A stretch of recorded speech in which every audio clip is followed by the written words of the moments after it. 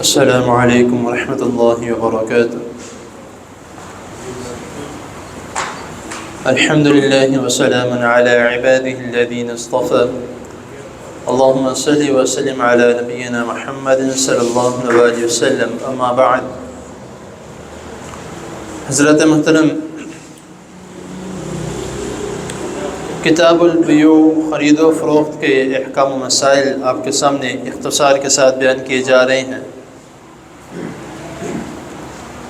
بہت ہی اہم اور بہت ہی ضروری مسائل ہیں، کیونکہ یہ وہ مسائل ہیں جو روزمرہ کی زندگی میں ہمارے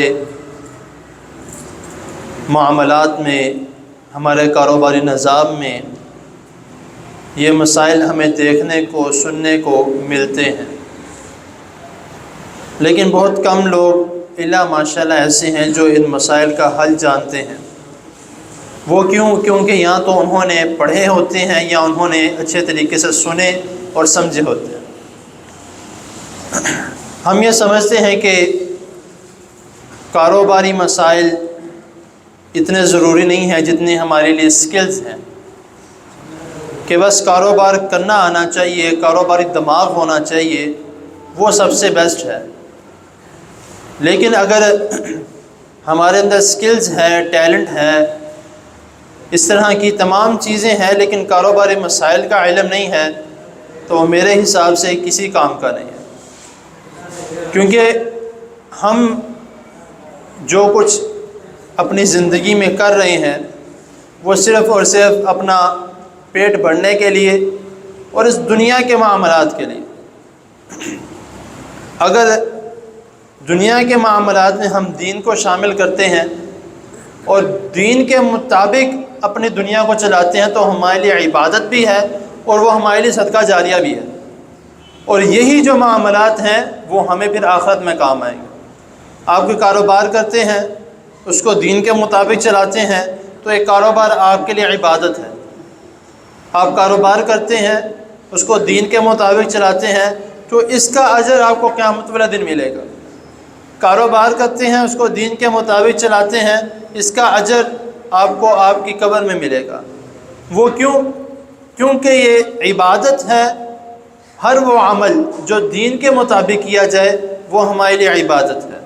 یہ میں نہیں کہہ رہا، نہ میری کوئی اس طرح کی حیثیت ہے کہ میں یہ بات کہہ سکوں، یہ اللہ تعالیٰ قرآن مجید میں فرما رہے ہیں اور رسول اللہ صلی اللہ علیہ وسلم حدیث میں فرما رہے ہیں۔ تو اسی لیے، اور ایک اور جو مسئلہ جو آج کا جو ہمارا مین سبق ہے، کیونکہ یہ کافی دنوں سے چلتا آ رہا ہے، تقریباً میرے خیال سے شاید 80+ جو ہیں یہ دروس ہو چکے ہیں اس کے خرید و فروخت کے مسائل میں سے۔ تو پچھلے جو نشست تھا اس میں نے آپ کو باب الحبہ کے متعلق بتایا تھا، تحفے تحائف دینے کے متعلق۔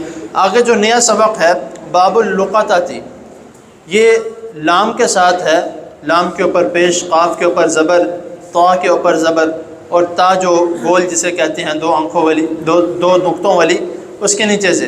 اس کا معنی جو ہے وہ کسی گری ہوئی چیز کے متعلق ہے، کہ لقطہ وہ چیز جو آپ کو کہیں سے گری ہوئی ملتی ہے۔ اب اس کے متعلق بھی رسول اللہ صلی اللہ علیہ وسلم نے حکم فرمایا ہے، تو اس کا مطلب یہ ہے کہ یہ بھی کوئی مین چیز ہے، کیونکہ ہر گری ہوئی چیز آپ کی تو نہیں ہو سکتی۔ آپ کو کہیں سے کوئی چیز گری ہوئی ملی ہے، مسجد ہے یا بائی روڈ پہ ہے، آپ کے گھر میں ہی ہے، وہ آپ کی نہیں ہو سکتی۔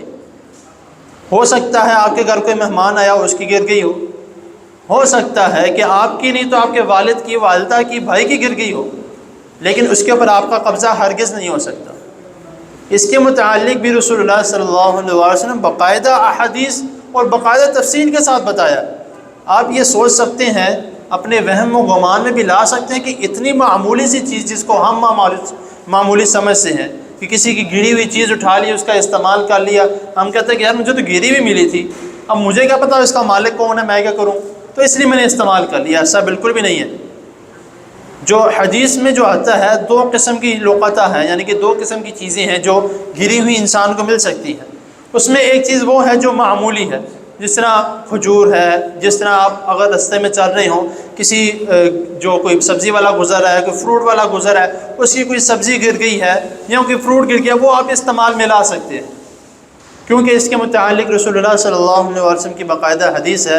حضرت انس رضی اللہ تعالیٰ عنہ اس حدیث کے راوی ہیں، بخاری میں حدیث ہے کہ نبی کریم صلی اللہ علیہ وسلم ایک راستے سے گزر رہے تھے، آپ نے دیکھا کہ کھجور نیچے گری ہوئی ہے، تو نبی کریم صلی اللہ علیہ وسلم نے فرمایا کہ اگر مجھے اندیشہ نہ ہوتا کہ یہ کھجور صدقے کی ہے یا ویسے ہی ہے تو میں اس کو کھا لیتا، لیکن مجھے اس بات کا اندیشہ ہے کہ ہو سکتا ہے صدقے کی ہو، تو آپ نے کسی اور کو دے دی۔